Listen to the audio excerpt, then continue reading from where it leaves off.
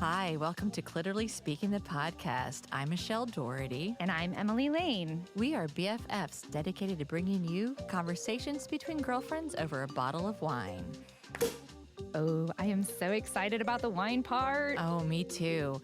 So pull up a chair, grab your glass, and let's get talking.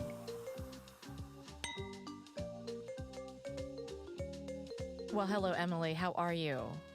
I am fantastic, Michelle. How are you? I'm doing well. Thank you very much. Oh, good. Another week has gone by, and we are back here at Shock City Studios. I know. With another bottle of fantastic wine. And with another spread of great goodies. Right. And to top it all off, another amazing, amazing guest. How blessed are we? We are very blessed. I know. Sometimes I say, I walk around going, pinch me, but no, don't really pinch me, you know. I mean, I sometimes, pain. Don't mind a pinch. Again, Emily is sharing way too much so early in the show. Like we're supposed to build up to that, Emily. And now you are. She's like, I like a pinch. And she's not talking a pinch of salt or a pinch of pepper. She just likes a little pinch. I mean, I like it all. Yes, she does. See, I'm already taking my scarf out. Woohoo! The temperature is rising here in Studio B. But yeah, anyway, I'm doing quite well. Wonderful. I'm enjoying our wine. It's very tasty. And, I know. Yes, we cracked this bottle a little early so that we could get some tasting notes, and we've actually started enjoying this bottle before the show, which would lead to why Emily is talking about everything that she likes done. Just a pinch of wine is all I need. Emily's a lot younger than me. I need a bottle or two, maybe a case of wine, That's all I need. Yes. And then, just a little, hey, stay awake. Stay awake. Anyway, we should be serious. Our listeners are out there. Yes, wondering what's going on. Who's our guest? What's our wine? What are they doing these days? I mean, this is crazy. Yes. Yeah. Anyway, introduce our wine and our guest, Emily. Okay, so we are drinking an Italian wine today. This label can be pretty intimidating because it's if you just take a look at that word right there, Michelle. What do you think? Susumaniello. You did such a great job. Yes, Yes. Susumaniello. Yes. Or Susumaniello. Yeah. Maniello. Yes. So that's an Italian grape. It's really a bit of an oddity out there. There's very low production of this grape, which is pretty exciting to get a taste of this. The producer's Valone, and this is a It's probably Valone. Probably, yes. You're better at the Italian than I am. Valone. This is a red wine. It's 2017. 2015. Oh my Lord! I guess I should not. She was drinking way too much before we started recording this episode. I guess I should not have those precepts, should I? Yeah, yes. New policy. Okay, no precepts. This episode going forward, no precepts for Emily. I can have all the precepts we need. Yes, but not for you. Yeah. New policy. Fair enough. All right, board of directors have agreed upon it. Okay. All right, we're in. But anyway, it is a 2015 Susumaniello, or an American in St. Louis would say Susumaniello, Salento, in Bogtagladio, Valone. Yeah. And you'll know what exactly we are drinking. We will definitely share a picture as we always do. And we always have the wine listed in our show notes. But and this is from the wine merchant also. Absolutely. Yes. This tastes so good. Is it more than $15? Because really? No, this is absolutely in that $15 price point. Oh, it is so tasty. Yeah.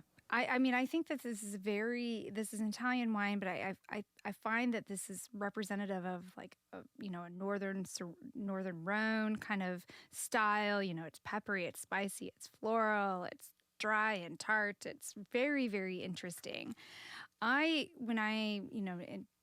Smelling this, I get a lot of black currant, blackberry, some leather, and some earth, and black pepper, and paprika, and licorice. It's very complex.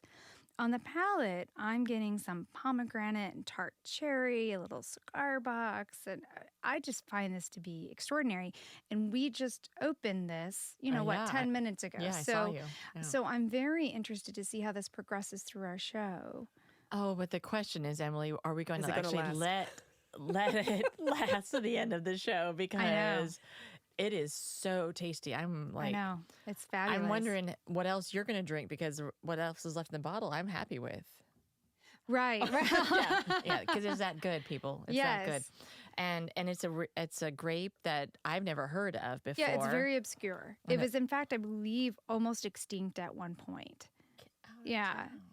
And, I have not done a lot of research on this particular grape. This is my first experience with it. I do know that it's a very small production. And the fact that we have this here in the United States and that we even have it here locally is pretty special. And it's $15.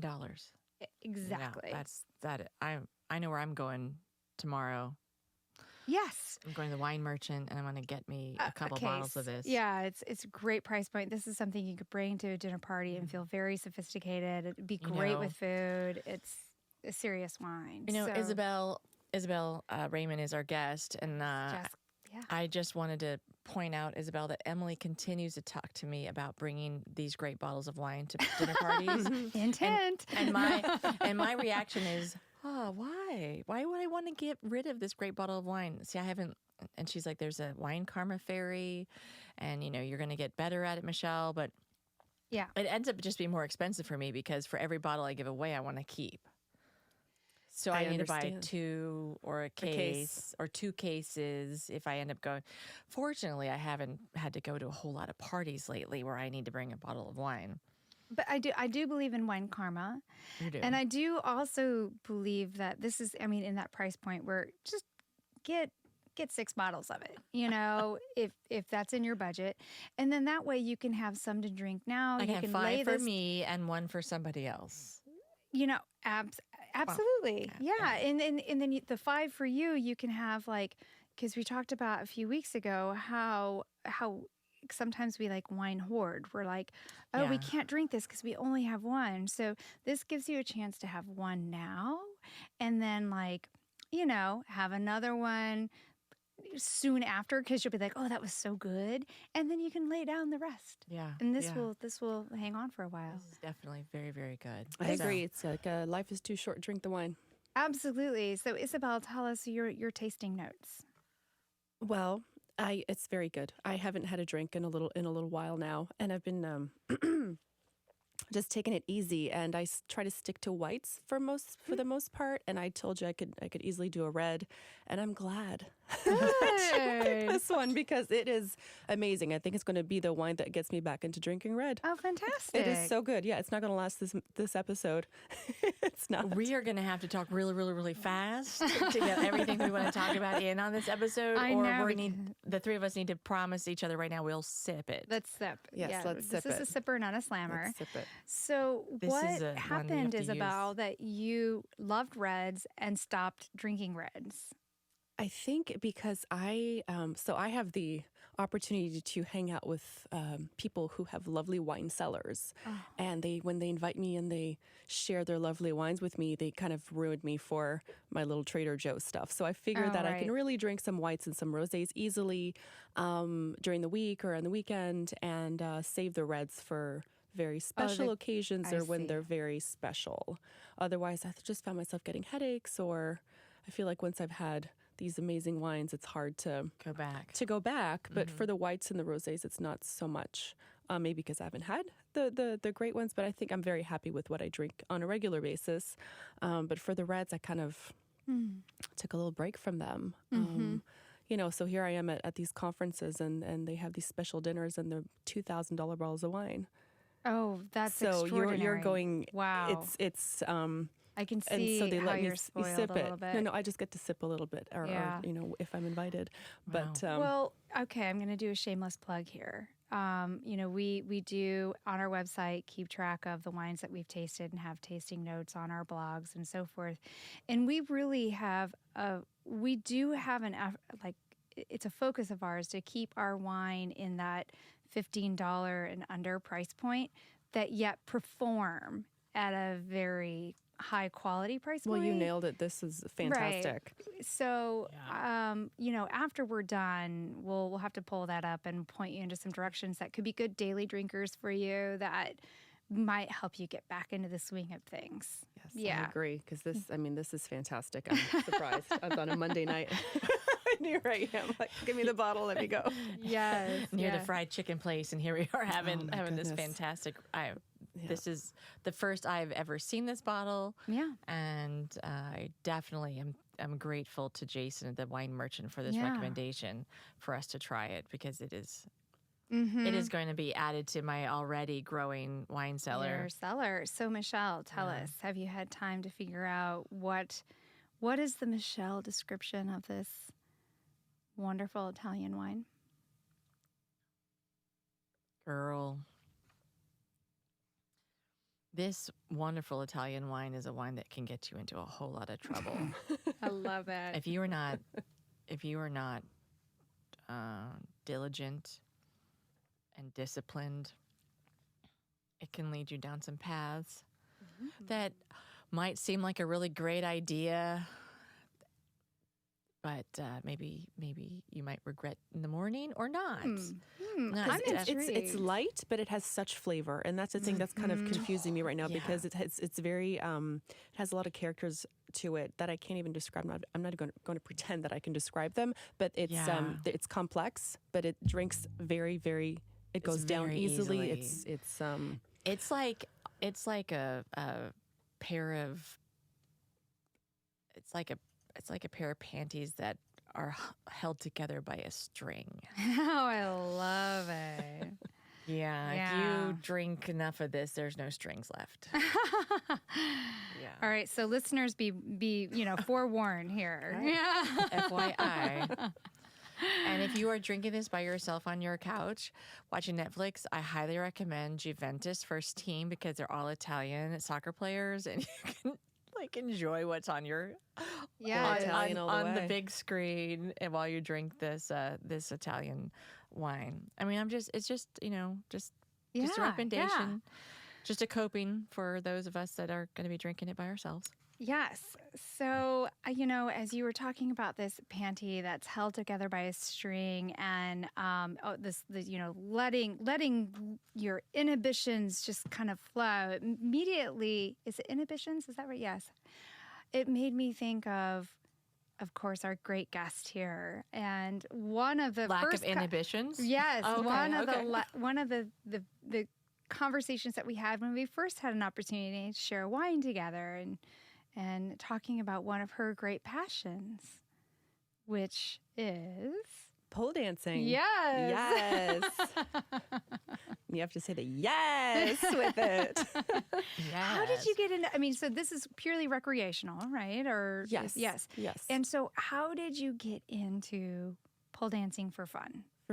I was lucky enough to walk into a studio one day and find a great little studio, and it changed my life. And it changed my life for the better. I met amazing people. So it's not just the pole dancing, it's the community. It's everybody who's involved. And you were searching for pole dancing when you walked into that studio, or what did you think you were looking for? Now looking back, I was very vulnerable, and I needed something that I needed to feel brave, I guess. And I'd thought about it for a while, but then one day I just, I walked in class, and I remember I had to sign a waiver, like any good things in life, you have to sign a waiver. So I was signing a waiver, and I put down, it says, who do we call in case of emergency? And I put my best friend's name down, and I texted her, just say, hey, by the way, I just had to put your name down for my emergency contact. I never told her what I was doing or where I was, and she said, careful not falling off the pole and hurt your head. Oh. And I said, how did you know? She's like, pole sense. I said I had a feeling you were going to go there.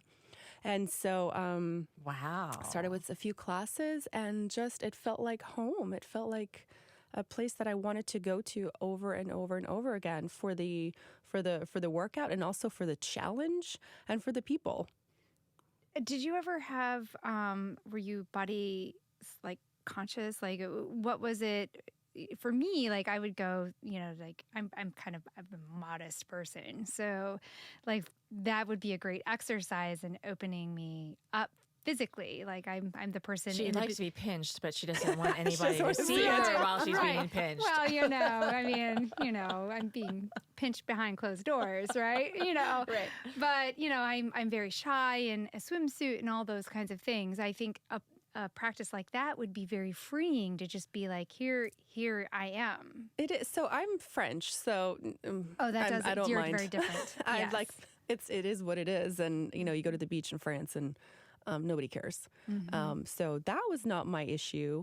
Although when you walk in and you realize everyone is half naked, then it becomes normal. Sometimes it's even so weird that you when you leave the studio, you have to put your clothes back You're like, on. oops, I forgot my Sometimes clothes. You forgot to put your clothes back.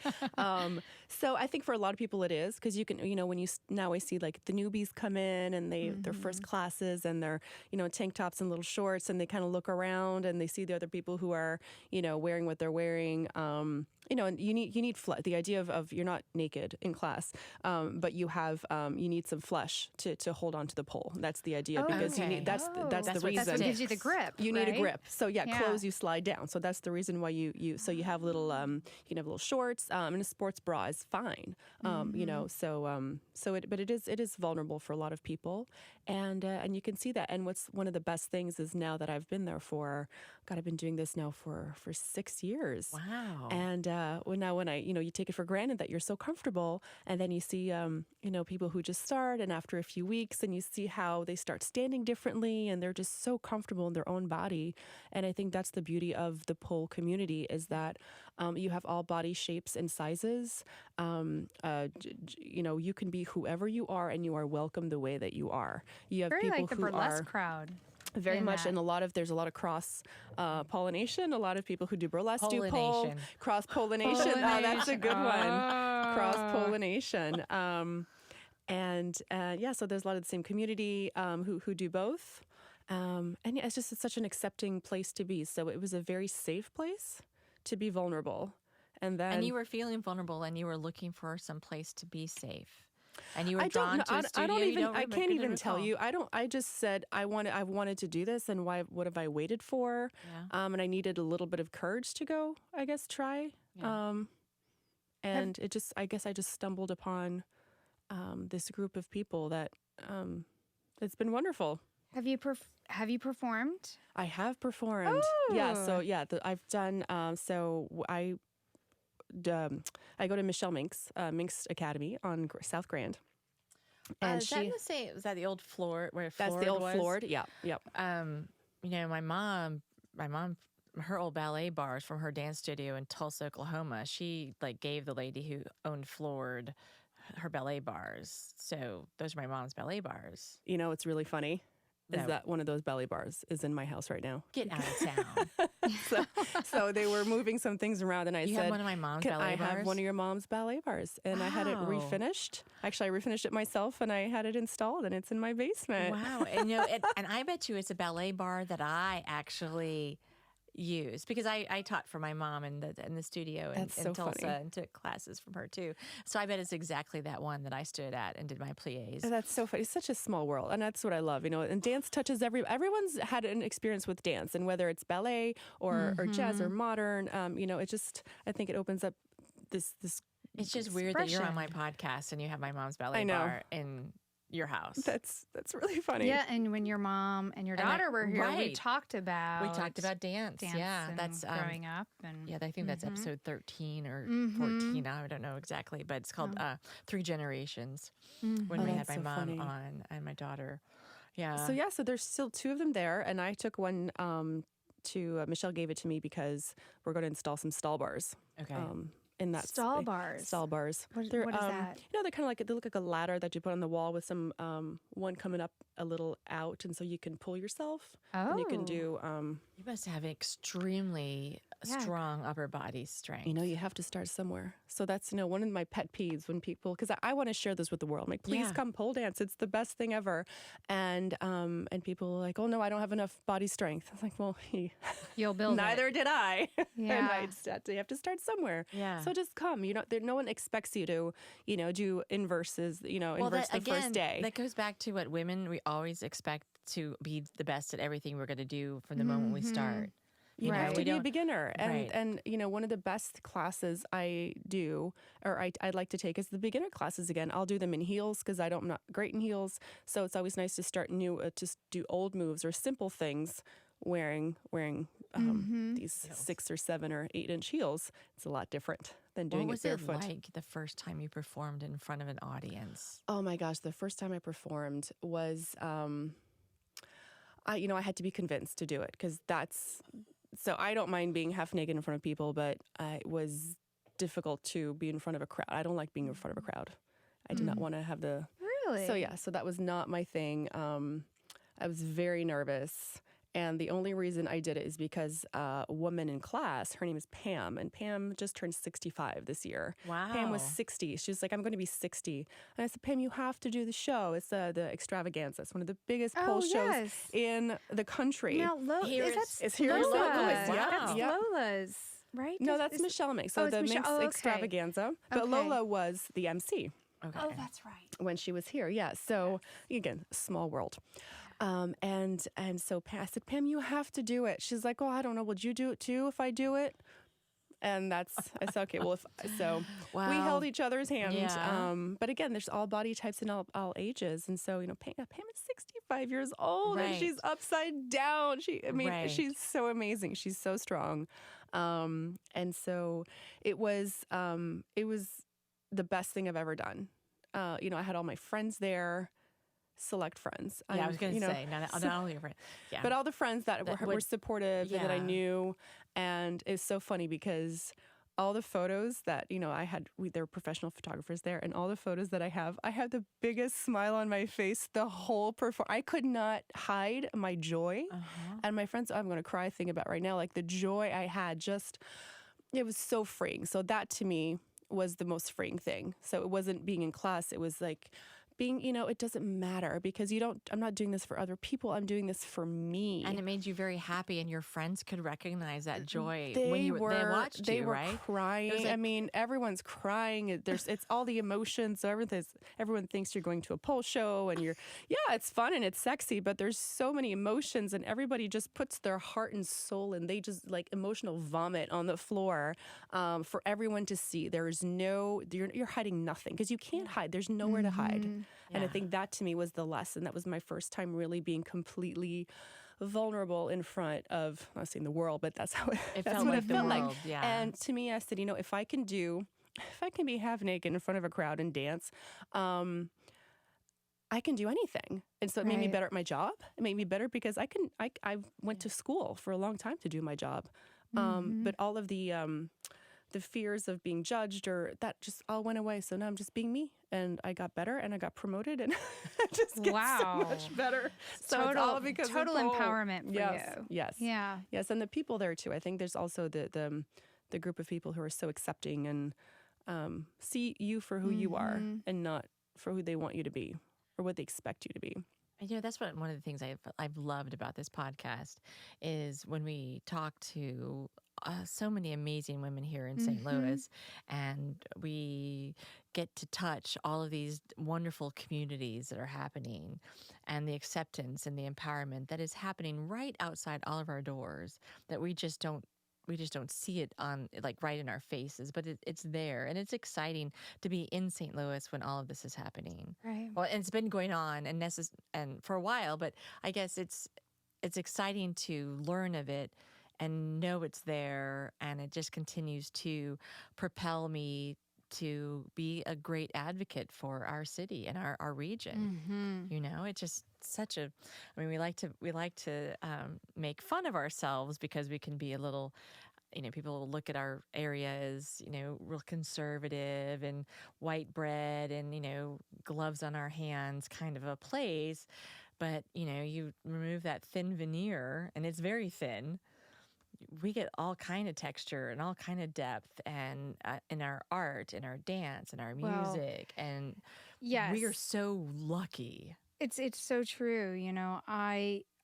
St. Louis is, yes, we're a Midwestern town, and it would be very easy to consider us a conservative. Just like, okay, yes, so our state as a whole votes red. Right. But I am so proud of St. Louis, and, we've got great innovation happening here in technology. The art is amazing, and I love how strong this community, the burlesque and the community and the people who are putting themselves out there. It's very vibrant, and I think we are leading in these areas, which says a lot about the opportunities here. Yeah, it's exciting. Yeah. It's exciting. And the people that you've met, I'm going to venture to guess that had you not walked into that dance studio that day and signed up, you might not have ever run into these people in your, at that point in time, circle of influence. Well, I still did Naughty Gras. There's a lot of fun, gritty things in St. Louis. And I had seen Michelle perform so many times, but I never thought that I would know her and call her a friend and just be able to do, the little things that she does. I'm not, she's been doing it for a long time and she's so good, but she's a great teacher to do it your way. She's not, she's not going to be like, do it how I'm doing it. She's just find the way that works for you. And so, when you look at someone who's so good at what they do, and I'm not very physically, I'm not an artist. I don't know how to dance. I'm not flexible. So it's been a challenge for me because I'm very good at, my day job, and I'm head smart, I'm book smart. So when it comes to anything to do with my physical body, it's hard. So to me, it's always also a challenge to be able to connect and learn how to move my body and how to make it do things and push myself physically when that's never something that I did before. In a safe way. Right, and a safe community. You signed the waiver, so I signed the waiver, matter. so yeah. If you fall, it's on you. Yes, but there's also because there's a lot of people, if they go to the gym, they get intimidated, and there are some studios out there that can be very intimidating because people are good. And I've taken classes with people. They have people who travel around the country and the world to give pole dancing classes, and I've taken some workshops, and sometimes it doesn't work because they're too fast and they're very unforgiving, and it's like 2, 3, 4, and if you don't get, and I'm not coordinated, and I can't follow quickly, and I fall behind, and I'm not used to falling behind in my real life. Sure. So so it makes me more patient with people too, who are when I work with people and they're not quite quick, and it makes me like, maybe they don't understand. Give them a little more time. Good. Because it's teaching you other skills as well. It's teaching me so many skills. Have you seen people get seriously hurt? Well, they all survive. They're all fine. Okay, right. Well, it's like anything. It's like you see people downhill skiing. At some point, you're gonna fall. Sure. Yeah. Or football players are gonna get a concussion. It's sure. we have mattresses. It's fine. I have a friend. I have friends in Italy who. Okay, so my friend's sister, but I'm friends with her too, Elena. Their daughters. I'm sorry. Elena's daughter, their nieces, they both pole dance, and they are 16 and 11. And they competitively pole dance. And they have installed in their living room a pole so that the girls can practice when they're done doing their homework or something. Their physics homework. And I was absolutely impressed when they showed me some videos last summer when I was visiting, and they're like, "Look, this is Gaia was doing, in this one competition." And then of course there was a woman who was older as well. My parental concern was, is this an appropriate exercise for a 16-year-old and a 12-year-old or 11? But then you sort of, forget, because I'm just looking at the athleticism of it. And I could tell the difference in how a 12-year-old moves and a 16-year-old moves and a 30-year-old moves, because, when you are 30, your body and how the curves are, and there's a little more supple. It's a little more, cat-like, a little more feline, versus when you're younger and it's this routine you're doing. I felt like the older you get, the more the sexuality can exude in the pole dancing. But these are just my thoughts. I was wondering, do you see young people doing this? What are so in the studio, exposure? you have to be 18, I think 18 or 21, I think Okay. 18 to come in at this place. But, I see a lot of competitions. There was aerial Olympics that were in St. Louis, I think last December? No. A while ago, and you have your lyra, your silks, and your trapeze and pole, and you had a lot of younger people. But it's like I look at gymnastics. I mean, you look at the parallel bars. It's just a vertical one. Okay. It's just I don't really see the difference. And I remember when I was a kid, used to watching the Olympics. I mean, I'm going to age myself here a little bit, but there used to be women who actual women do gymnastics, and now they're just teeny tiny little things who there's not a lot of femininity in it. Or there's tumblers. And I don't see as much dance as I used to when I was a kid. I remember seeing a lot more dance, a lot more taller gymnasts, and now I haven't seen that. Again, I haven't really watched a lot, so maybe it still happens. I just don't see it as much as when I was a kid. Not to sound prudish here, but there, gymnastics and the poles and the beams and so forth, they're done as a sport, whereas the pole, it's most commonly seen in strip clubs, which are there for, sexualized pleasure. So, I love this new take on it, that it can be this art and that there's physical exercise and the empowerment. I love hearing all about that. But, to your point, Michelle, about is this an appropriate exercise for someone under 18? Knowing that it's most frequently aligned with a sexual desire and not a one of expression. This was in Europe, so the ideas there are a little different than they are here. But I don't know if there are many 12-year-olds and 16-year-olds doing pole dancing in Europe. And maybe, again, the studio that I go to, I think you have to be a little older. Yeah. But I would just, challenge that and say, well, you're someone else. You're putting your own thoughts onto this. Right. And I could say, stop it. It's the same thing as I'm wearing a short skirt and you're going to sexualize me for wearing a short skirt. Stop it. That's your problem. It's not mine. So you want to sexualize pole dancing, that's up to you. It's not up to me. So I'm not going to defend it, and I'm not going to say that, yes, that's what it is and hide. It's going to be more, it is what it is for me, and you can choose to accept it or not. Yeah. As that, so... I don't like when people say, well, I just do pole fitness because I don't do the...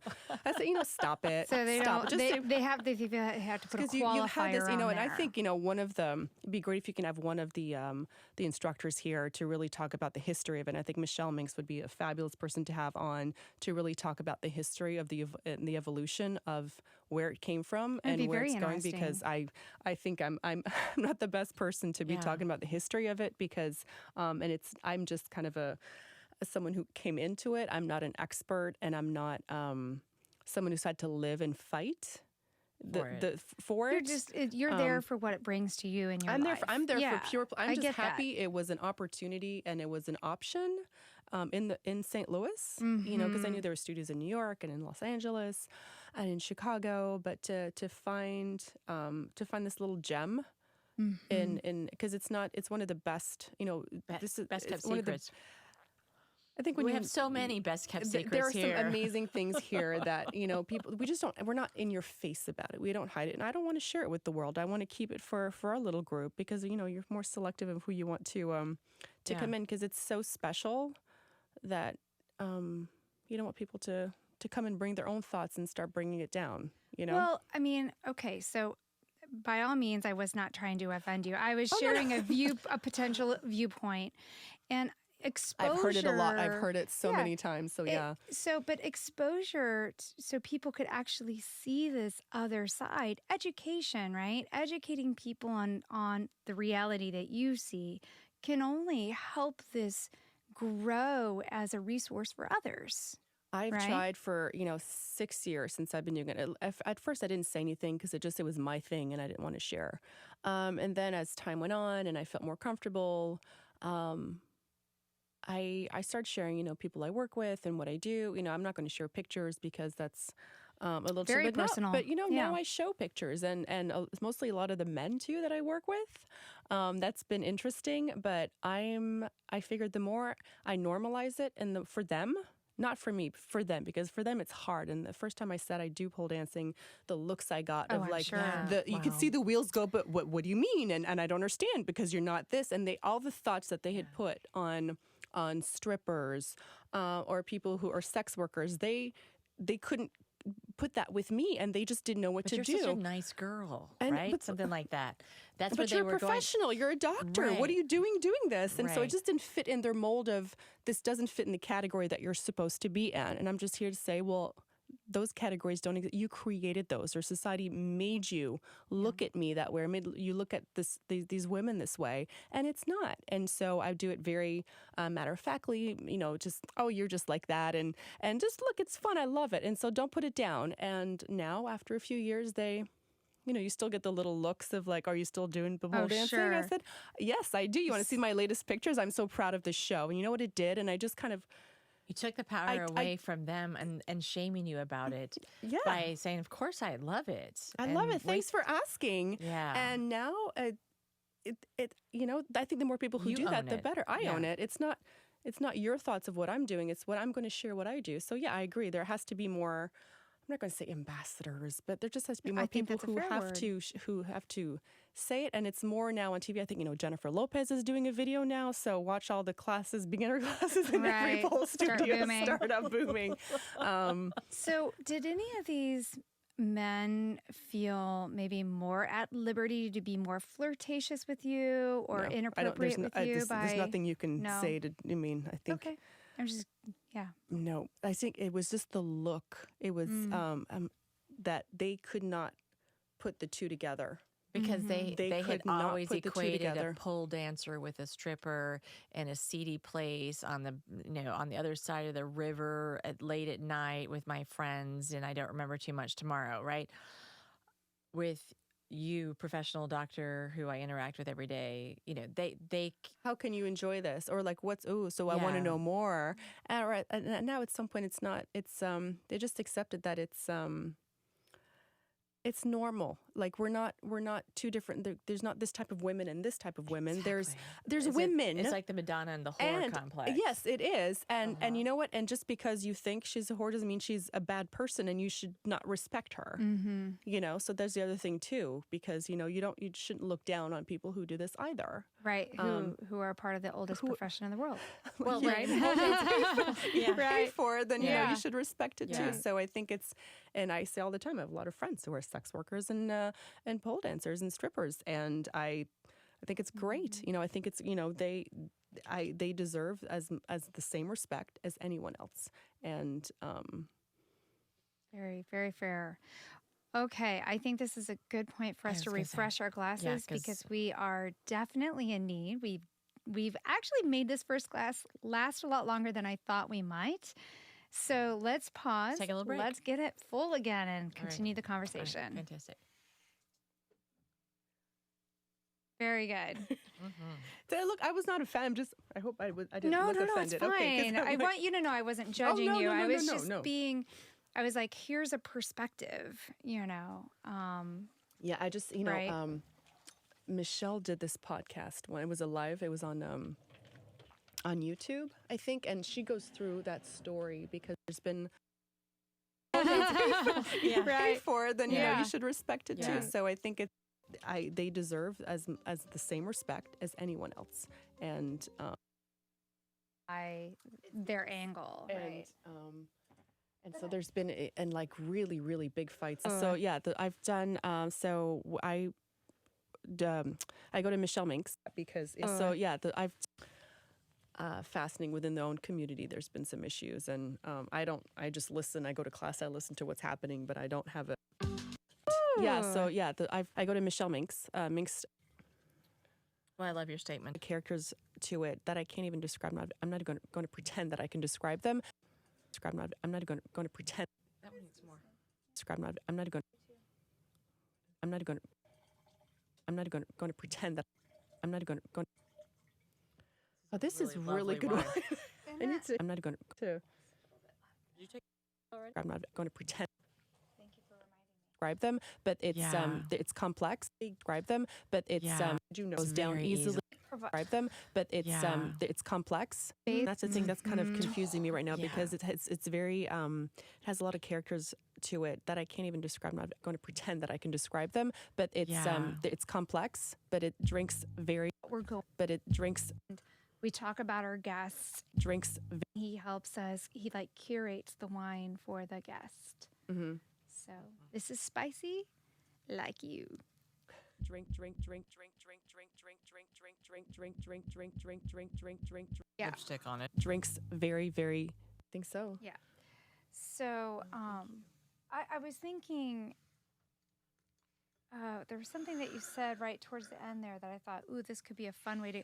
Oh, it was all about sex workers. What was it? And stigmas. You know, I was thinking.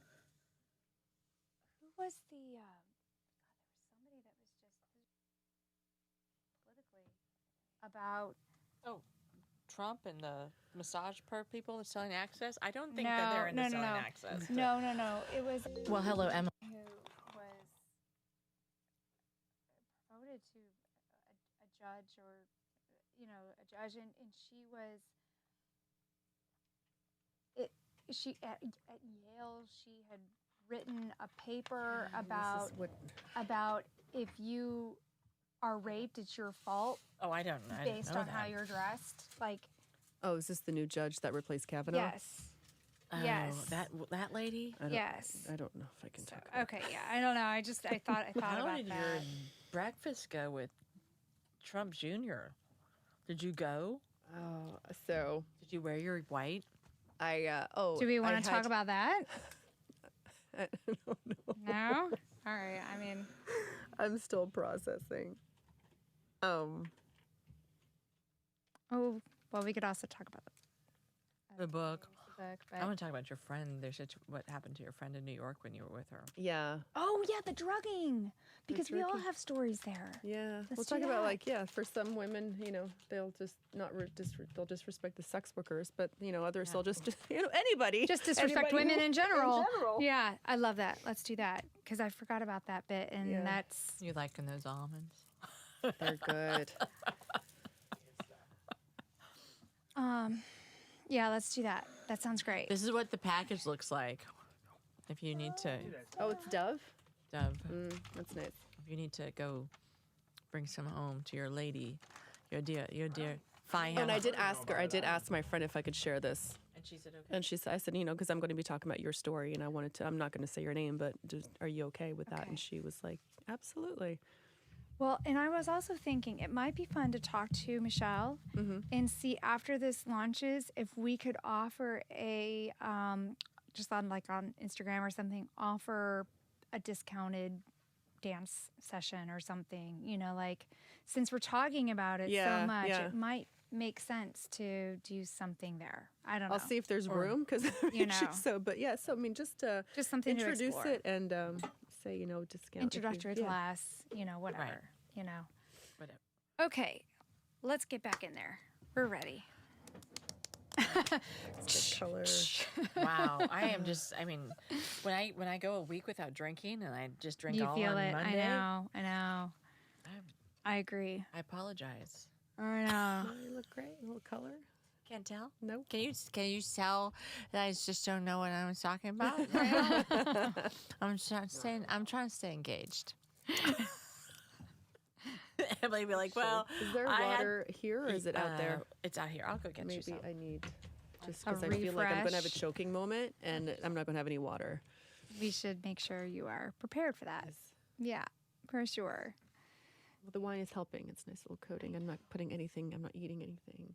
So whenever I get a cold or anything Ken always makes me hot toddies. Mm-hmm. Oh, they're so great. How does he make it? Everyone has their own little recipe He for hot does toddies. brandy and he makes makes like a homemade ginger tea. So he adds a little of that and a little like honey and lemon, and it's a whole thing. It takes a long time, but it does two things. It helps my, and it does, and it like knocks me out. Yep. So that's what the goal. does? Yeah, the hot toddies. toddies, the Ken's homemade hot toddy cold to me remedy. it's just the congestion. I feel fine otherwise, which is so strange. Well, good. Maybe it's an allergy thing. Weather's warming up. Yeah. I don't have allergies, but I'll go with it. Okay. We'll believe that for now, right? For a second, yeah. Yeah. Sorry. That was pretty funny on the last episode. You sliding in and out. I You're know, like 'cause trying to they- make that I quiet. know, yeah. You should, if you want, I could sell like advertising space in the farm. Okay. Perfect. Oh, hey, that's perfect. Oh, can we put in? Francie pants. Can we go ahead and drop that Francie Pants into the first segment on this also? And then I was also thinking, is this our second break? Yeah, it is. No, this is our first break. Is this our first break? Yeah. Holy smokes. Okay, there you go. Drop it in. I was going to say, if we do a second break, it would be fun to reference, like, oh, for those of you who are enjoying this conversation about, body confidence or whatever you want to call it, take a listen to our episode with Lola Vanilla. Episode XYZ, and then that way we're taking advantage of those breaks and referring people to things that they might like. If you're enjoying this conversation, you might also like, Well, let me get to it. Yeah. I think it's episode 14. No, 17. 17. Yeah. The You wanna Queen of Google it real Burlesque. quick? Huh? You want Yeah. to Google? You have it. I have it up now. So You dropped it in. fantastic. So that's the second break if we make it to a second break. Yeah. If we do, then we'll add that. Sounds good. Yep. Yeah. And we're back. We are back, Emily. With full glasses, we can enjoy Wow. and sip slowly, Sip slowly, ladies. because we still have a lot to talk about. We do. Yeah. And in fact, I think, Isabelle, you had said something so perfectly as we were going into break. You had said something along the lines of you might want to refresh my memory, but yeah, some men just Take advantage, like have like disrespect sex workers. Yes. And Some men Men just just disrespect disrespect all women. women. And some don't at all. There's still, some who don't. Of course. But, We're not man haters here at No. all. but absolutely no. not. Not at all. So when we met with you before and we were having lunch and you shared with us a pretty intense story about your trip to New York with a wonderful girlfriend of yours. And it goes along the lines of, like disrespect towards women and probably that whole like objectifying and and then like this shock in your mind, like I can't believe this happened to us. Mm-hmm. I'm over 30. I'm in my 40s. I'm good. I'm in my 40s. I can't believe this happened to us. But let's share a little bit more with, if you are okay with sharing this story I'm good. with our listeners about your trip to New York. Yeah, so I go to New York a lot. I used to work there, so I'm very familiar. I feel comfortable there. I can take the subway. I mean, I'm very comfortable there. I used to be there 3 days a week for years. So very comfortable. And a girlfriend of mine, it was her birthday and she had never been. I didn't realize she'd never been. So I said, well, just come with me. I have to be there anyway for work, and just come meet me and then we'll spend the weekend. And I was so excited because, she's single mom, works hard every day, of the week, and she just does all by herself. And she just had a really tough year, tough year and a half, I should say, just kind of getting back on her feet and just starting a new life. And Post-divorce, separation, and just getting back on her feet and just new life. And, the daily grind gets to you. And if I have the opportunity to just put a little bright sunshine in her life and people like that, I can do that. I can invite people on trips with me, and we were looking forward to it, and we're going to do all these things. And what was some of your targets? You're like, so I told her, I said, do you want to? Because we only had 2 days, so we barely had enough time. So I said, we can see a lot of things, or we can just focus on a couple of things. And she said, let's just kind of focus on a few things without having to go and rush around like crazy. So we were going to stay in Soho and just kind of walk around. Fantastic. And she wanted to Just take it all in. Really just take it all in, go to experience being dinner. there. And we said one night we can go to neighborhood dinner, and then we were going to go to meat packing to like a fancy dinner, and just to get all dressed up and just have fun and just kind of walk around. I said, let's just walk in certain neighborhoods and see where the day takes us, as opposed to seeing land. She's like, she didn't want to see any museums again because we only a lot of time. We had right? 38 hours, I think, Yeah. not even 2 full days. And so she showed up on the Friday evening, and then we had rented a little apartment for the weekend, and I took her to a nice little neighborhood restaurant. It was super cute. She has a food allergy, so she's allergic to fish. And so she just tries to stay away from all things fish. And so we're in this restaurant, and the server comes up to us, and he's trying to give us the specials. And he said, I'm sorry, I have an allergic to shellfish, and they're doing something in the kitchen, and I feel like I need to go take a Zyrtec. So he walked away, and we're like, well, she is allergic too. So whatever's happening in there, make sure that she doesn't get that. And so he's like, no problem. I got you. I'll make sure you guys don't have any cross-contamination and things like that. So perfect. Yeah. We have a good dinner. We have a cocktail, and then we have a bottle of wine for the two of us. And I drank more than her.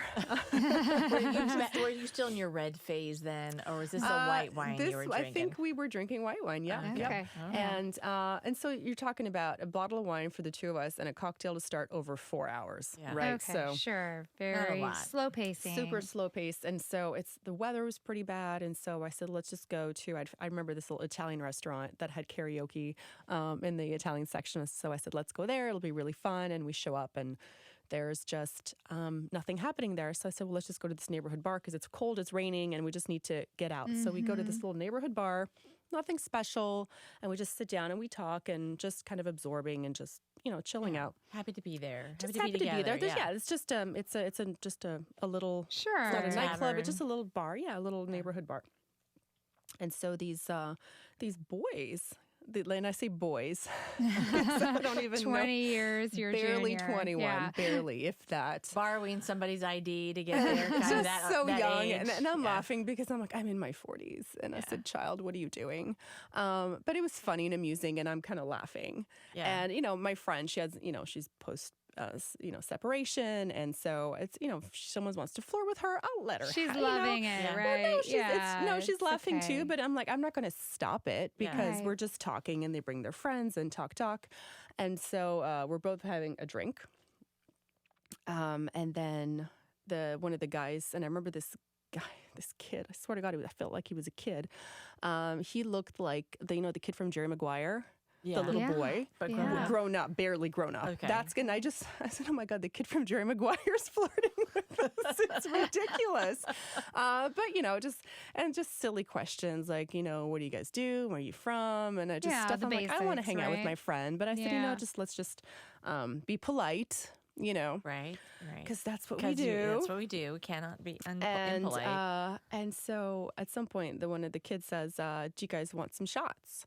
No, he said, "What kind of shots are we doing?" I said, "I don't do shots." He's like, "Let's do some shots." Mm-hmm. I was like, "What are you talking about here?" He said, "Like either vodka or tequila." And I said, "Well, okay, I'll do vodka." And my friend said, "Same." The bar at where you're sitting Yeah. to where he's sitting is the bar. The distance. It's really close by. He went, he got drinks. So we're talking like 10 feet. Yeah. Yeah, Maybe. right. Maybe Right. 10 feet. And there's not a lot of people, so I can clearly see him getting the drinks. And he comes back and he has a tray and he says, "Here are the 2 drinks for you." And and he didn't say these are ours, but clearly he took the other right. ones. And so in my mind, I was Wait, it's like what? little bell went off. Yeah. But then I just I'm like, he's a child. What is he going to do? He just wants He's to make not sure interested. I know I have the vodka. And I thought he said, Yeah. because they got tequila and we got vodka. They're all white drinks. And regardless, I wasn't drinking it anyway. So I had a vodka soda at that point. And I just, when they did cheers, I just cheers. And then I just threw the shot in my empty glass. And he saw me. He's like, hey, you're supposed to drink that. I said, I don't take drinks from strangers, sweetheart. And then, but I wasn't thinking anything of it. And then my friend, she just had a sip a little bit and then she put it down. And, as we felt more comfortable with them, we're talking. And I actually started sipping a little bit of because I just put it in my drink. There was ice in it. I take a little sip, but it's still watered down. But still, at some point, I go to the restroom. I come back. I see my friend. She's like, oh, my God, this kid just kissed me. I said, what did you do? And she said, I told him I need to throw up. And then we walk out. I grabbed her. I'd called an Uber or Lyft. And I get in the Lyft. And she's like, oh, my God, I think I need to throw up. And I said, I'm like, seriously, you did not drink enough for you to throw up. And so she's like scrambling to get the door up. And she's like, open the door now. And then she opens the door at the red light and she throws up.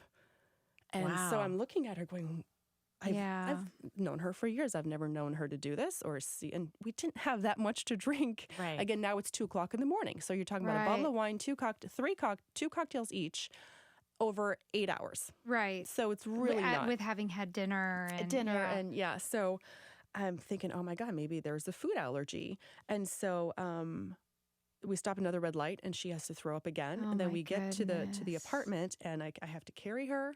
And I'm so she's like at this point, like not being able to stand up on her own. She's okay, but she just kind of falls on the couch and I'm like, what are you feeling? And she said, I can't feel my lips. And I said, what reaction do you get when you have a food allergy? She's like, my throat shuts down and I can't feel my lips and my tongue gets big. And so I'm like, oh my God, she's having a reaction.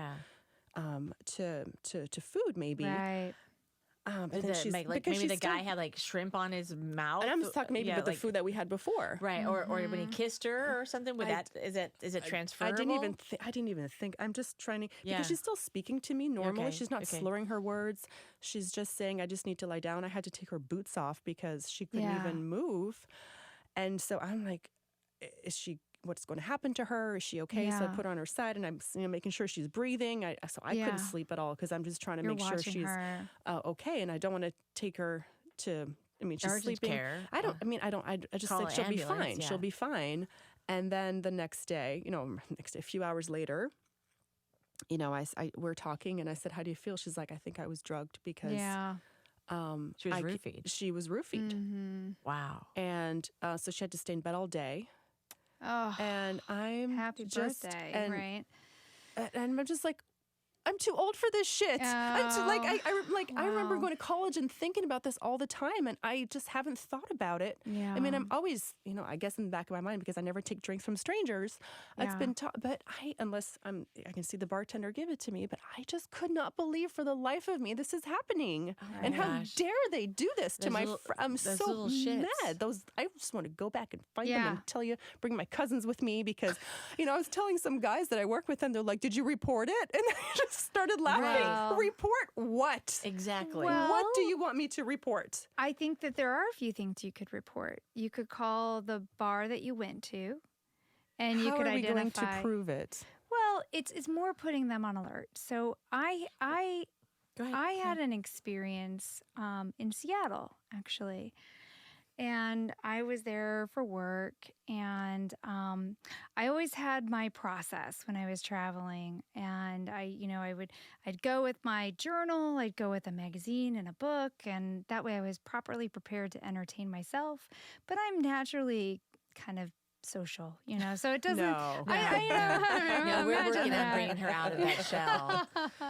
It's a good thing we have wine, right? Yeah. So I would also be okay with making friends, and so I went to a place that I loved, and I'm sitting at the bar because I knew the people that worked there behind the bar, and I'd have a conversation with them, and so I strike up a conversation with this, the person that's sitting next to me, who's friends with the people who work there, who's friends with the band that's playing.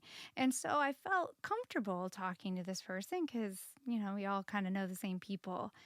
And I was not drinking. I had an early flight the next day. I wasn't drinking. But similar kind of thing, like the tray of drinks come out, here's your water, Yeah.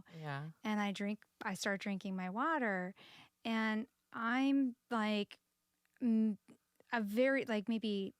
an inch of my water was gone. And I started feeling this overwhelming urge to lie down. I was like, I've got to lie down. Like, okay, what's happening here, So I figured it out. And here's the thing. So the guy kind of gave me the creeps a little bit at one point, because you know how when you're meeting somebody for the first time, you go through the same kind of conversation. Oh, what do you do for a living? And what do you do for a living? And when I had asked him about what he did, his answer to me was, I get by, which I was like, oh, that's a weird thing to say. I get by. You know? And so anyway, So what did you do when you had to lay down? Did you get up and excuse yourself at that point in time? This is exactly what I did. Okay. So I actually left my book, my magazine, my journal. I left it on the bar. I grabbed my purse, and I knew that there was an exit door by the ladies' room. So I picked up my purse. I said, hey, I've got to use the restroom. I'll be right back. Yeah. Not clue anybody in that something's going on. Exactly. And I intentionally left my stuff there. Okay. And then I left through the exit door, and I called a friend on the phone, and I was like, hey, I've been drugged. This is my address. I'm walking back to my hotel. I remember calling my friend, and I remember leaving that message. I do not remember getting back to my hotel, and I have basically very minimal memory of the next 30 days of my life. 30 days. 30 days. So I went to the doctor, because I noticed, I made it home. I don't know how I made it home. I made it home. I even played in a symphony concert. I have no recollection of playing in that symphony concert. It's it just wiped my short-term memory. And so my doctor's like, yeah, that's ketamine, that you were lucky that you made it, that you recognized what was happening and got it out, because that was, had you had more of if you drank your that, whole glass of water, would you be dead? You would be dead. Yeah. And so, when I look at that scenario, that freaked me out, by the way. Yeah. On a lot of levels. Freaks me out right now. Yeah. I thought, okay, so really this person either A, wanted to kill me, right? Or B, I felt like, honestly, I feel like had I fallen into the situation, I would have been a victim of sex trafficking or something, because, to go. It was his MO. Right. To say, oh, I get by. And then give me a water that's clearly, it's very scary. So it was a terrifying thing. I did actually call that restaurant after, and I, Well, did you get your stuff back, or you just I left it. I just left it. Never saw it again. Mm-mm. And I did say, hey, I was here on this night. I was talking to this person who's friends with this person who's friends with the band. I was drugged. And, I explained the situation, and I said, I know I can't prove it, but just keep a lookout for this activity. And I did call the police also. So what did they say? Well, we can't really. Actually, they took it very seriously. Really? Okay. Yeah, they took a full report. They were like, we're going to investigate this. I never did hear back, but everybody that I talked to was like, okay, this is something we're going to watch for. I don't have anything nearly as dramatic as your story or yours, Isabelle. But my comment is, I was watching this band play several years ago. Loved to go see this band. It was one of my favorites. And there was a group of us that were always always together on Thursday nights. It's it's our support group or whatever. And one of my guy friends that I met through being groupies of this band, one night we were at this bar that doesn't exist anymore here in St. Louis, but he was like, hey, you might not want to stand by this other man who would just come over and stand by me, who's tall or whatever. He always would try to engage me in conversation and stuff. And my friend Walter was like, you might want to just because he roofies people. Oh my God. Right. So, and I looked at him and I was like, well, thanks for letting me know. But then part of me was like, why aren't you guys doing something about him? You guys know that he roofies people, and we're in our 40s, and you know that this man roofies people, and you men are not standing up and taking him out for that. And you know it, and you're and just you like, know it, and you think not, you're doing me a favor because I'm your girl. I'm a friend who's a girl, and you're like, hey, you might want to move away from that guy. Keep your drinks to yourself because he roofies people. But would they? I'm sure they would have been. How many times have they seen him? That makes no sense to me whatsoever. How many? It's like, why don't you guys take him out back and beat the shit out of him, Or and call him in and like it's exactly. Not, oh it's my like God. why do you let him continue to do what he's doing? Yeah, You're enabling him, and you're accomplice at this point. I'm sorry, you're an accomplice. You know this is happening. What do you? You're an accomplice. Yeah. This guy is a sex offender.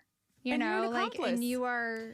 And it's so okay with shitty it. because sometimes they just go in and they drop roofies in your drinks, and they don't even stay to see the craziness or the havoc that's going to happen to your life. They just do it to fuck you over. Oh, really? So that's so. I mean, there's some people that just want to sabotage. like that. They just go out there to do it like that. So yes, women, men, you guys have got to keep your drinks to yourself. I mean, what? But it needs to be taken seriously, and this is not. It's not an offense that should be. Oh, okay. Well, we'll look into it. Nothing happens. I mean, I heard a story a couple of days ago because I was at work and talking to these again, telling our story, and this colleague of mine said that a physician got drugged, but they gave her fentanyl.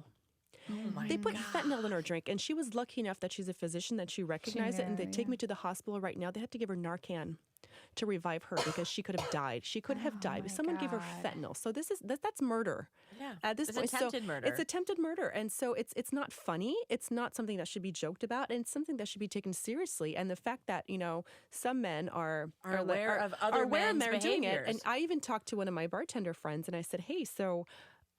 And I told him the story, and I said, you've been working in bars for a long time? He's like, I have never seen it happen. I said, are you guys into it? Do you have, what's the story? And he's like, I have never seen it happen. And I looked at him. He said, doesn't mean it doesn't happen. I'm just saying it. Sure. I believe you. They're not seeing it. I don't personally see it. So either they do it very well, but he's like, I've never seen it happen in a bar. That he's worked in. So I went to a club in Paris, and they give you your drink with a lid on it. And my friend and I, we were there, and it's quite a club. It was an amazing experience, by the way. So I'll just give you a little highlight. So here we are. There's thousands of people in this club, and it's multi-level, And on the ground floor, in the center of the ground floor, this guy's really dancing. I mean, it was a special, he's a really good dancer, and people were watching him, And he's wearing this leather jacket, and he's all cool. And then, one swift move, he takes his leather jacket off in a John Travolta kind of move, and exposed underneath is this tank top that has the American flag on it. And the crowd went wild. They were like, whoa, it was something to see. So we're having a grand time. And my friend and I, we get invited into this VIP section, and so these guys, they're like, oh, here, you need a refresher. So they take the lids off our drink and they start pouring stuff in it. And we looked at each other like, I think they put these lids on for a reason. Maybe we should not drink these, So we went back up to the bar and we're like, yeah, we're going to exchange these drinks. Let's just get a new one. He's like, what's wrong with your drinks? And we're like, oh, well, these guys poured some stuff. We don't know them. And they're like, they were freaked out about the fact that somebody opened the lids off our drink and poured stuff into it. And they're like, they know better. Those guys got kicked out for doing that. Yeah. France for you. Yeah. So at least they take it seriously. Right. Yeah. No, but it needs to. I mean, I think I decided after this experience, because, we tried to do the best of our weekend after that. My friend was stuck in bed for most of the day on Saturday, and then finally came out a little bit. We walked around, and then we were leaving Sunday.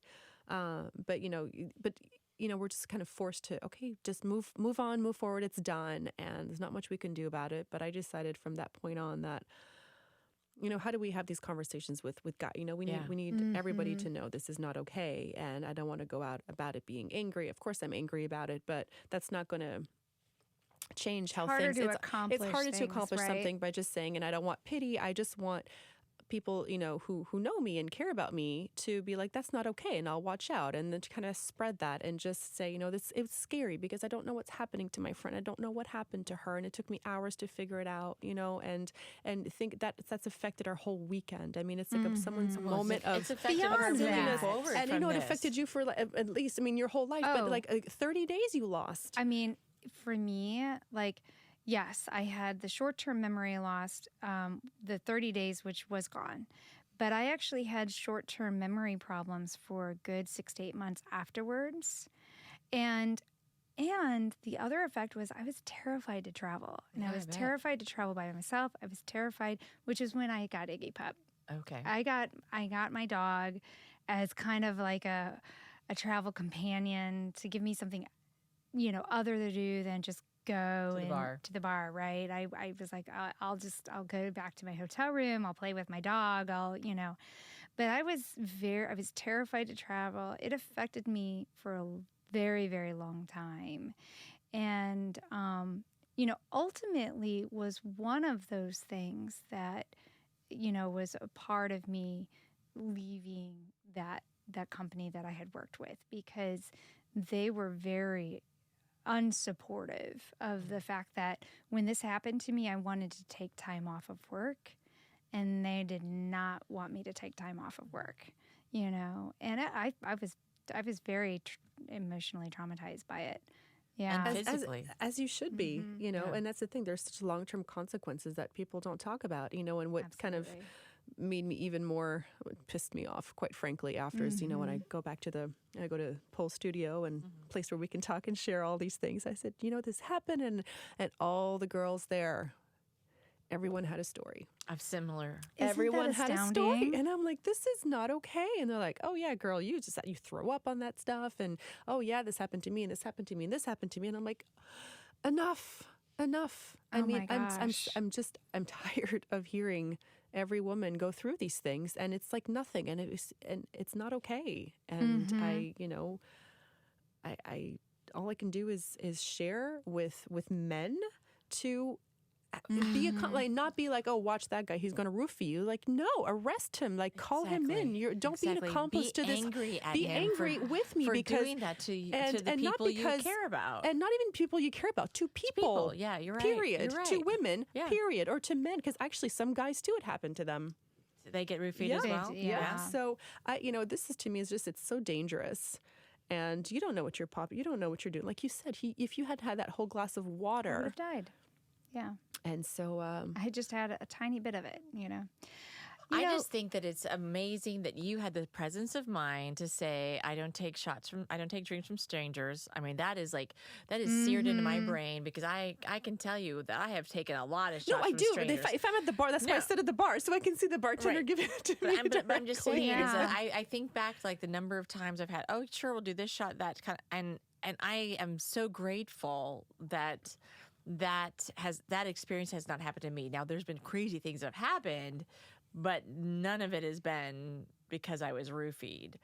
So I'm very grateful, and I'm knocking on wood because I don't want to ever feel that way.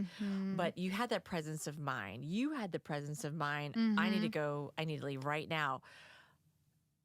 And I want to. Like, I guess I want to know in my heart of hearts that I would recognize that. Oh, and I don't know. And maybe I don't know, because if you have too much, or if you had really thirsty and you chugged that glass of water, who knows, right? So I don't think there's. It's just be always extra vigilant, and on our side, but also. Call people out, and I think I decided I'm not going to call that bar, but I'm going to go back.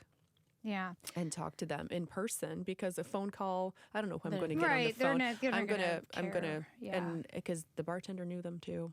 Did you guys get any? Oh, well, there you go. They knew them. Perfect. So, perfect. Yep.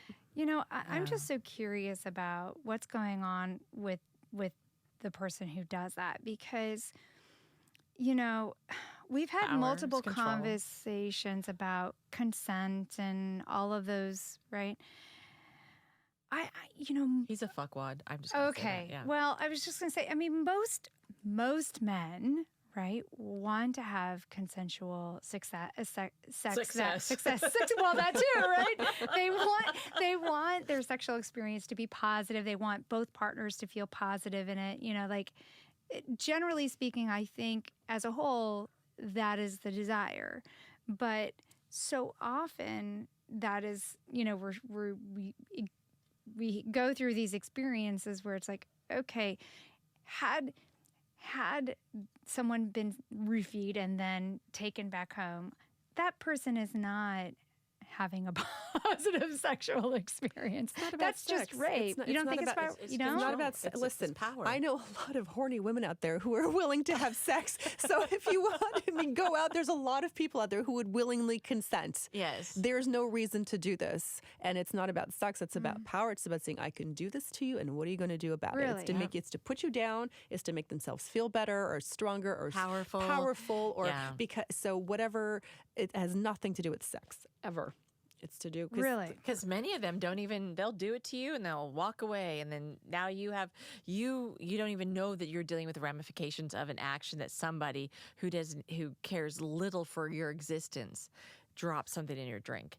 And, you know, they've gone on to the next bar, they're dropping another drink and they're gone on. I mean, and then like, let's just or say, even if they do, a lot of women were probably going to consent to it anyway, but then you decided to do that and you didn't have to. So it's not about trying to get somebody. It's about power over them. And then how many women have had the, like, I guess on the like, if we could qualify like a really good result of being roofied was your friend who had you to take, you know, you took her home and you made sure she was okay, right? But how many people don't even know they've been roofied and the next thing you know, they have a DUI. And they don't know how they got to that point to be pulled over. Because the last thing they remember, they were going to dinner, right? Oh. And then you, the person who has, or you know, the DUI person now has to deal with everything that goes along with the DUI. And that little piece of shit person who did that to you is out there doing it to other people. Oh, that is so and it's insidious and it's awful. And again, it's about power. It's about I can fuck with you. You know, and I wondered because, you know, the kid, I mean, he's such a kid. He looked like the kid from Jerry Maguire. So I could not stop laughing. Which is and you know why what I I wonder? think, You know what is I this wonder? Because I was laughing. And I wonder if he was like, I'll show you, bitch. I swear I had that feeling because he was so young and I wasn't laughing at him. I'm just you like, were just the whole situation. What are you doing? We're two moms. We could Go be your away. mothers. Exactly. So I was kind of more just laughing at the situation. And then, you know, diabolical if he reacts that and way. I was think he thinking was pathological, like it's just like, this is like a psychological. Like I'm going to show you. And then, you know, I felt fine. And I did have a couple of sips, you know, as the night went on, but I just, you know, to me, I'm like, well, they probably just roofied her. But then I'm like, well, why would they just roofie her and not me? Right. That makes no sense to me. But yours was all watered down. But, you know, who knows? So, I mean, I felt yours fine. was a bad tablet. I don't know. I don't know what happened, but clearly she was. And I felt horrible the next day. I feel guilty because I took my friend to New York City. And this is what happens to her. So I feel horrible. I feel guilty. I feel like I let her down. I feel I didn't protect her. And how is she today, though? She's well, I mean, I'm not going to speak for her. No, I but mean, she's a trooper. But, you know, also it's hard to kind of, I would check in with her and say, like, do you want to talk about it? Or how long ago was this? This was last October. Okay, so Not too End of long. October. Recent. Yeah, very recent. It's just awful. It's awful. And it doesn't have to be that way. You're It right. doesn't. You're like, I mean, you're like, I know a handful, tens, dozens of women that would do it consensually. Right. Listen, if they were nice, maybe we would put out. I don't know. Right. We were up for a good time. You don't have to drug us all the time. You know. I'm curious about where they get these drugs. I mean, seriously, like Internet. I don't know. I don't know. I don't know, but I'm sure it seems it's easy to get. I'm sure it's easy to get. Oh my goodness. Well, let's take a quick break, and then Yeah. when we come back, we want to talk about your book. Oh gosh, that there's you so many did, amazing. and yes. a couple things, and we'll kind of like Sounds wrap it up at that point in fabulous. time because we just have like 3 sips left. I know. And I'm doing the yes. best I can, Emily, not You're to drink it all. conserving. Yes. Let's take a quick break. We'll Sounds be right great. back. Okay, so we'll do our commercial. For those of you who are enjoying this conversation about, or the sex positive conversation, of course, maybe we need to flip flop them because it was more sex positive We don't have to. before. We don't have to leave. We don't. We don't. Okay. Yeah, this kind of took This went to a turn. The first half had that sex positive thing, which would have been great to reference Lola, but now it's like this is not sex positive. This is like Those of you who are interested in roofing people out of the bars, No, I swear to God, though, I'm going to go back to that bar. come to our And meetup. I'm going to find that little shit. I'm totally, because I'm like, this is how he's going to learn. I'm like, you little, you You're think? gonna take them out back and No, I'm going to bring. My cousins are from Jersey and we're Italian, so at some point I'm not. I'm not going to say that on air.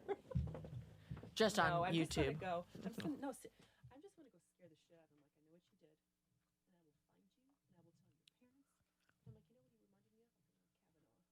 Yeah. But I, you know what? What's going to happen? Nothing. Nothing's gonna happen to him. And he'll do it again, and again, and again. His parents are probably the kind of people who got him into college, right? Did you see the Onion article? And I forwarded it on Facebook, and it was the NCAA is investigating why they didn't make any money off the latest college admission scandal. and then I have had I have friends who like are angry at that article. I'm like, it was Onion. It's the Onion people. It's the Onion. You need to read. It's just really funny though. Aren't they? woohoo.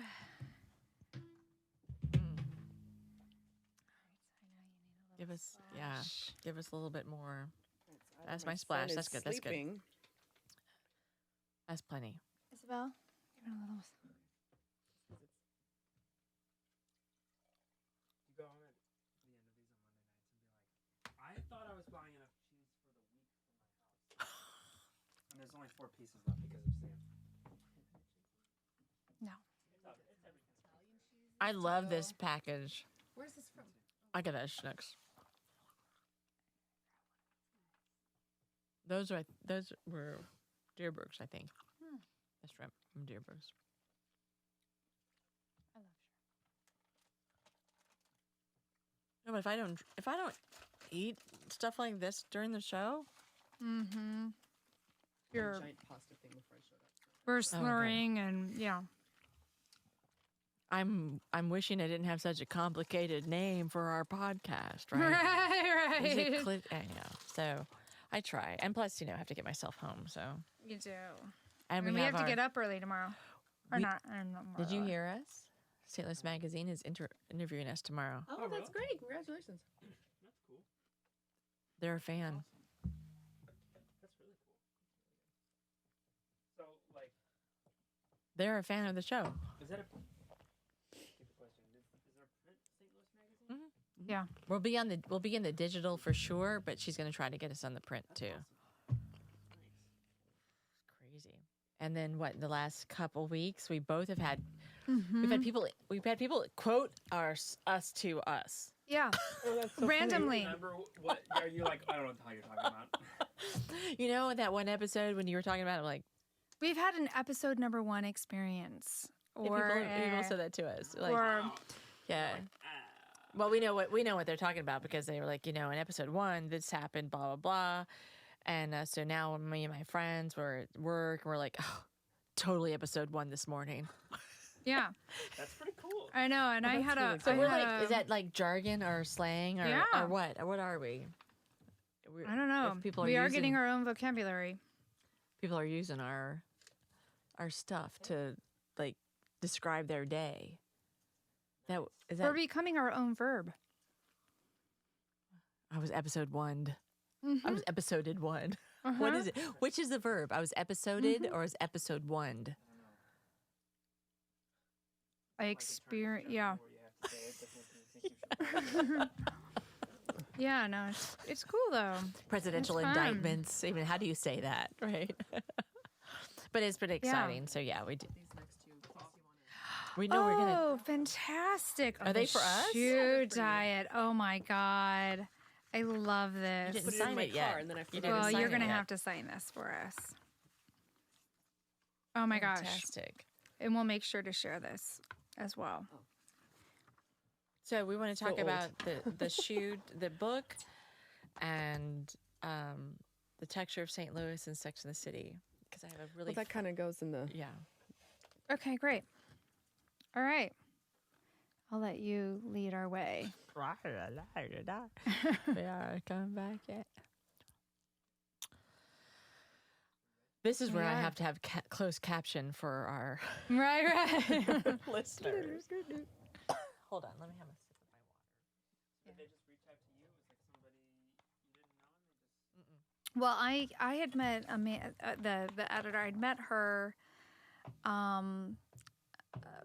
a while ago when she had just moved to town. I had met her when I had did some PR work for a project, a TV pilot program, and we'd become friends. And I gave her my card, and then she was like, "Oh, hey!" And so she became a fan of our show, And reached out.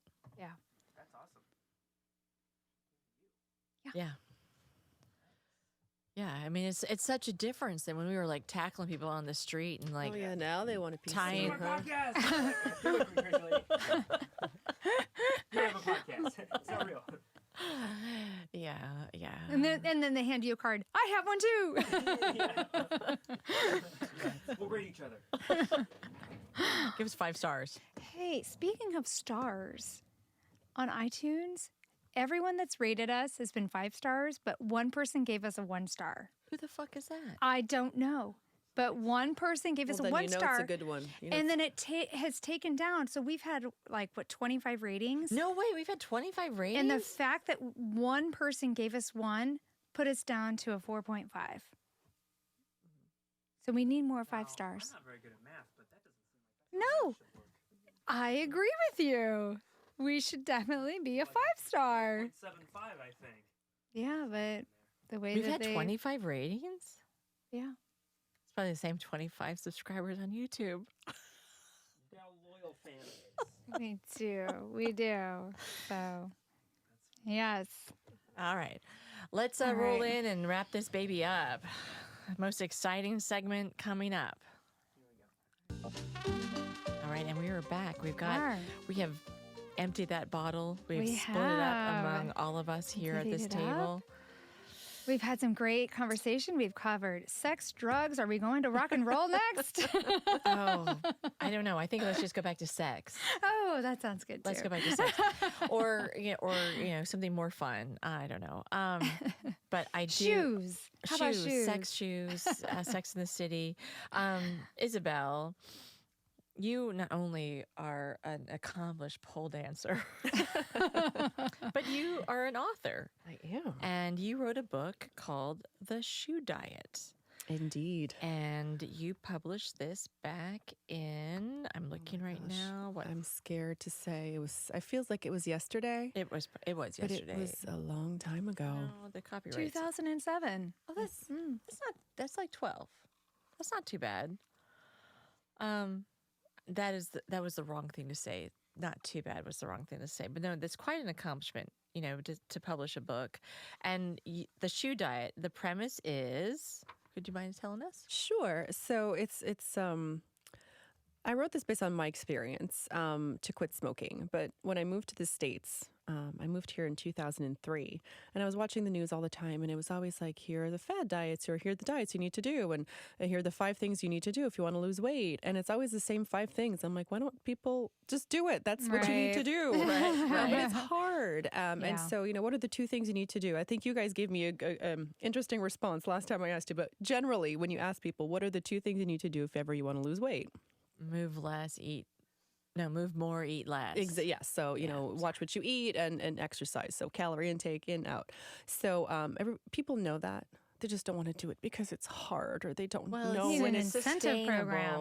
it's hard to change your behavior and what you do every day. So the idea behind the shoe diet was, well, if I tell you if you start eating better and exercising, get on a healthy track, you will start losing weight eventually, and in 3 to 4 months, depending on what your goals are, you'll start looking better. It's a long time. It is. It's a lot of far, time and to it's like, I commit can't to something sustain- you're not That's 90 seeing. days. It's Right. a long time to see results. We are a society that wants things now. We actually just want to walk through the door and already be done. Exactly. Like going through the car wash, like Yeah. There you Exactly. go. Wait. So the idea behind this is like, okay, well, so if I tell you need to do a few things this week, and at the end of the week you get to get a pair of shoes, will that change your behavior? Oh, it would definitely change mine. So that's Yeah. it's rewarding your long-term goals with with short-term rewards. Nice. And it's just nice. behavioral modification. So I have an undergrad in psychology, and I just applied, a very simple behavioral science. And actually, I was listening to NPR the other day, and there's this new thing called Noom. Have you heard about it? I've It's the seen same that. thing. Yeah, I've seen that on Facebook. Excuse me, yeah. I had this like 15 years Hello, ago. if you just but buy it's my not new. book. But it's not new, and that's the thing. It's changing your behavior, and so all the chapters are. I tried to make it fun, because when you try to convey a message to somebody that's difficult to hear, like anything we've been talking about Right. tonight, Right. actually. Right. I'm not saying you have to sugarcoat it, but you have to make it in a way that people will hear you. And to me, the way I could hear things is if I've got some dangling shoes in front of me. And so I think a lot of people You're are like, the I'm same. watching. I'm There they are. listening. If I can get those after, I will do whatever I can. Yeah. And so is the idea to make it fun, to make it light, but really to get the point that, you're worth it. Everything I've done in my life, really kind of, the pole dancing and just, respecting, or like taking care of your body and yourself and your mind, is all, respecting yourself Yeah. and taking care of yourself. And no one else is going to do it but you. You can cheat on your diets, you can do all these things, but you're cheating yourself, and you are Right. worth every effort you put into yourself. And that's part of the book too, is rewarding yourself. And I didn't have to lose weight. Now we can talk about it. But back then, I was a smoker, and my parents bribed me. They offered to give me money. I have a PhD. I know smoking's bad for me. I get it. But Yeah. I could not quit. And then finally, I decided to do something about it, and not say I'm quitting smoking. Just if I don't have cigarettes today, I'll get to do this. And if I don't have, so I just went day by day, week by week. And now, gosh, I'm going on 16 years that I quit Oh my smoking. gosh, that's great. So never had one since. yeah. And so I wish I'd known I was smoking my last one. I would have enjoyed it a lot better. Well, I've I been miss it. 16 years cigarette free as well. Oh, I didn't know that yeah, you I were was a smoker.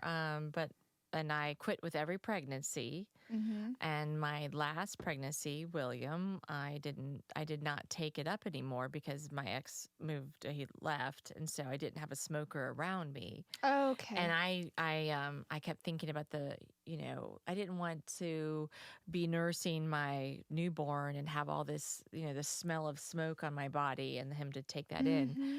And so, and there would be on occasion, I don't know if you experienced this in the last 16 years, but like early, like in the first few years, on occasion, if I had a cigarette, it'd be like, oh, I missed it or whatever, or I'd want one. And then something like switched, and I had a cigarette one time, and I had like a violent physical reaction. Like I got sick, Wow. and now it's like the thought of smoking cigarettes, I will have that same physical reaction to it. It is vile. Was that before or after, during your It was cancer? way before Yeah. way Okay. before the chemotherapy.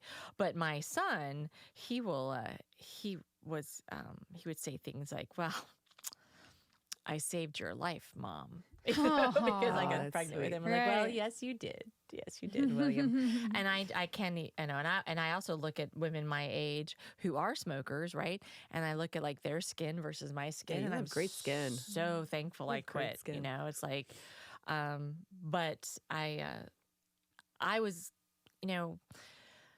I don't think you were pregnant when you quit. You Nope. quit without before. that. I mean, it was almost like it was easy for me not to smoke when I was pregnant, and it was easy for me not to keep smoking because there wasn't a smoker around me.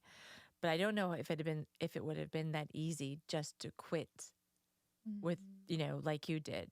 So with Yeah, there was not easy. I mean, at some point it's a choice. And cognitively you understand and you know you have to do it, but it's such a hard thing because it's addictive. It's very addictive, but also it's a habit and it's associated with fun. And I was in Canada and I would go outside in the wintertime and smoke. You and meet think the about neatest that. people smoking outside.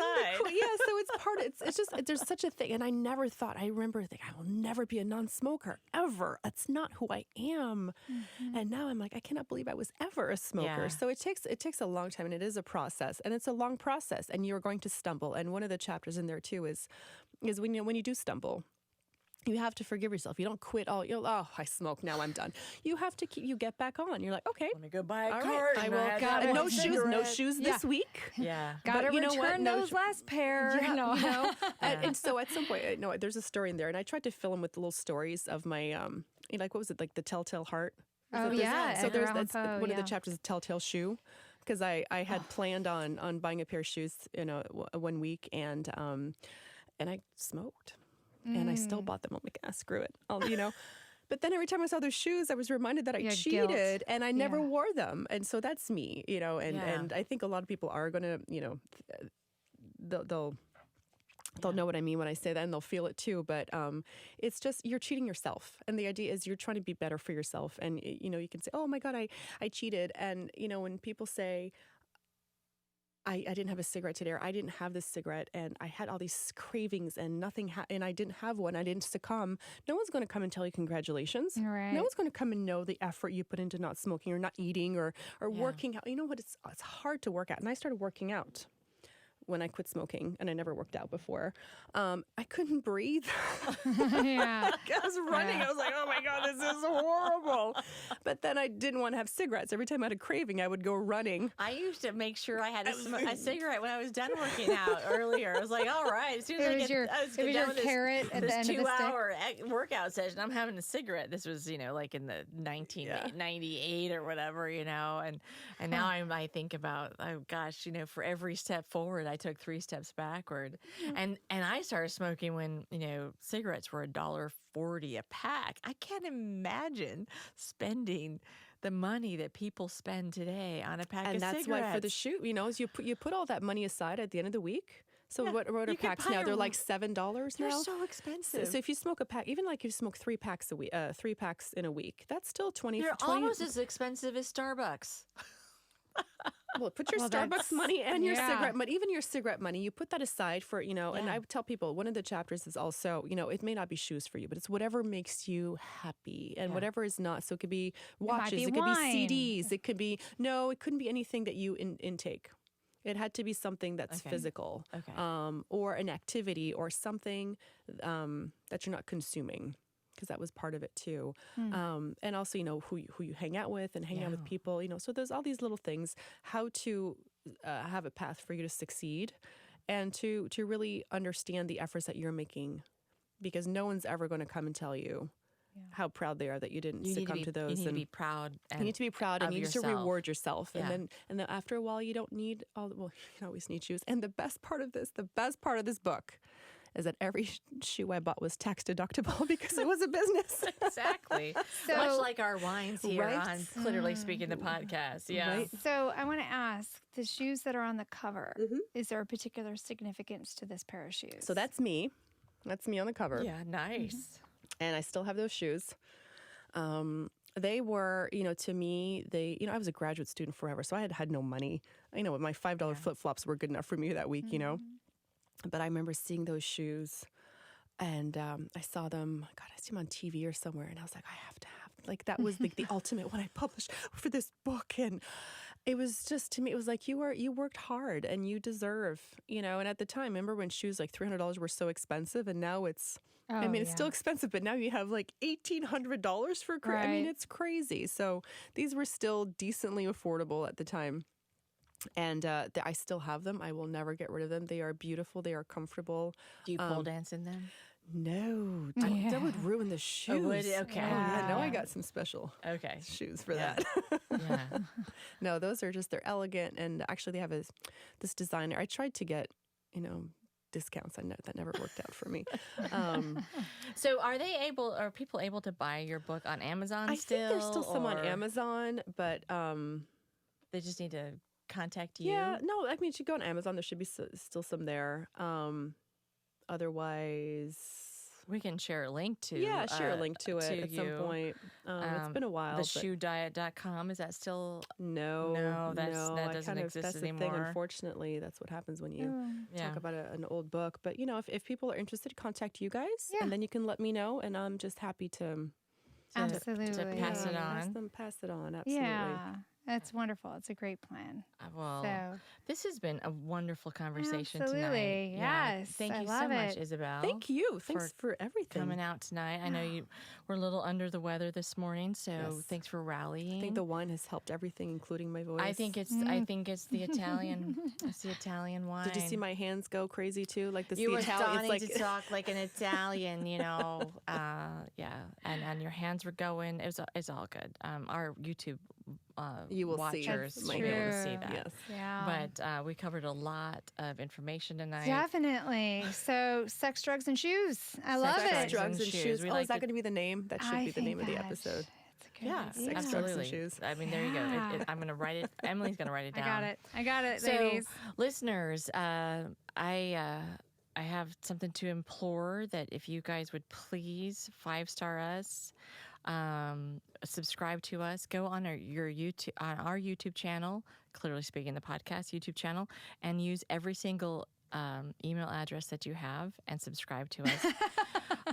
Because we have to hit We have a campaign. 1,000 subscribers to be considered relevant. And we're just a little bit away.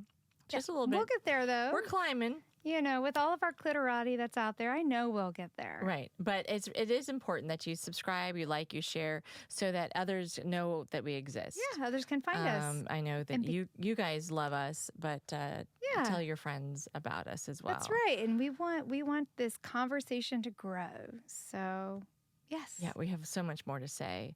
We have so much more therapy to get through, Emily and I do, and so many more bottles of wine to drink. So, That's true. but if you have something to suggest, offer, respond to, make a statement about, please, you can give us a call at 812-727-0794. Did I get that right, Michelle? You got it right, That Emily. was by memory, ladies and gentlemen. That was. Or you can email us, clitoralyspeakingpodcast@gmail.com. Any of those things, you can find us, talk to us. It would be awesome.